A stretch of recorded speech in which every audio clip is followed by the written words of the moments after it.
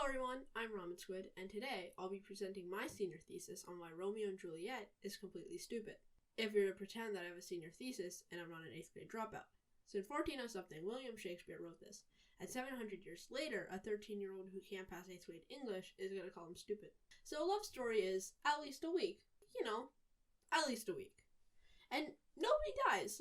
If somebody dies, it's kind of unnecessary, and it doesn't really make sense. But I guess if it's a side character and they don't really matter, then you can't win them all. And then not child marriage, because that's illegal. Okay, so now let's take a look at Romeo and Juliet. So it's 3 days. Romeo and Juliet takes place over the course of 3 days. Less time than a school week. 5 people died. Yes, 5 people. Also, it's between a 17-year-old and a 14-year-old. So that's kind of illegal. So nice. So anybody with the IQ of at least a ceiling height would realize this isn't a love story.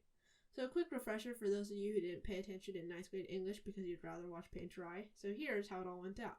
So we got 2 families. One is red and one is blue. The red one is Romeo's family and they are repping Team Montague.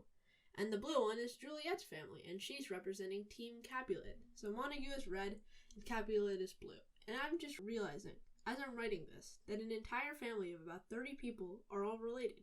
Which begs the question, how? Anyway, the prince is tired of the 2 families beating each other up, so he comes with a genius solution. Just kill them. It's really simple, really. So you see 2 people killing each other and you just kill them both. So that way every game ends in a tie, just like Little League Baseball. So then Romeo and his friend decide to go to the Capulet party after exploiting an illiterate mailman. Already off to a great start. So they sneak in there and he sees Juliet. And keep in mind that she's supposed to be married to somebody else in a few days. And he, without a question in his mind, falls in love with her. Just by looking at her. And he actually likes somebody else. That's why he came to the party. So after the party, Juliet's on her balcony just sitting there talking about roses and Romeo and thou and something. And Romeo, being the master of disguise, is hiding there and listening to her. And then he reveals himself. And here's where things go crazy. He says, "Want to get married?" And she's like, "Yeah, let's do it." Alright, day 2. So now they're married, and Juliet's cousin is fighting Romeo's friend. And Romeo's friend gets stabbed by Juliet's cousin. So that's 1 death. And then Romeo stabs Juliet's cousin, who he's actually related to now. 2 deaths. So the prince comes and asks why the hell there are 2 dead bodies that are lying on the ground, making the roads gross. And Romeo's friend snitches on them, and the prince is like, "You know what? You can just leave and never come back, I guess. I left my stabby sword at home today.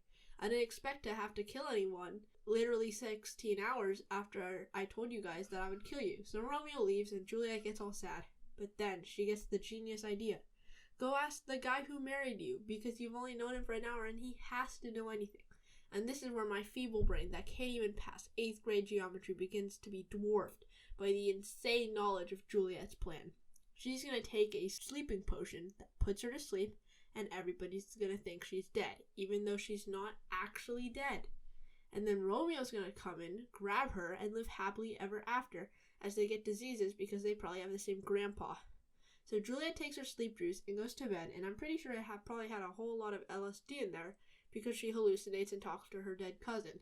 So Romeo gets the message, grabs her, and leaves, and they all live happily ever after. Nope! The message that Juliet was fake dead didn't arrive because she didn't use today's sponsor, NordVPN. I'm just kidding. But if you'd like to sponsor me, you can. Please call me. And then so Romeo thinks Juliet is actually dead. He comes over to see Juliet's dead body, kills the person she was actually supposed to marry, 3 deaths, and then chugs some poison, 4 deaths. Then Juliet wakes up, sees that Romeo is actually dead, then stabs herself, 5 deaths. And ladies and gentlemen, that is what a bunch of teachers think is the greatest love story of all time. But us 8th grade dropouts know better than that. So let's break it down. The prince saying that he would kill people for fighting wasn't a great idea. It's like the Hunger Games, but nobody has plot armor, so nobody wins.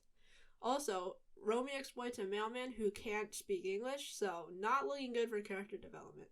And then he sees Juliet and literally forgets everything. The person she actually liked was forgotten about instantly. And oh my god, this is so stupid. From people stabbing each other just because they're from different families, even though they're probably related, let's not forget. And Juliet's plan was even dumber. Like, she could have just left the city and met Romeo out there. So the moral of the story is, don't seduce people that you met an hour ago. And if you are, don't take sleeping pills that probably have LSD in them. And if you do that, the moral of the story is don't fail English because you might have to analyze a book later for a YouTube video.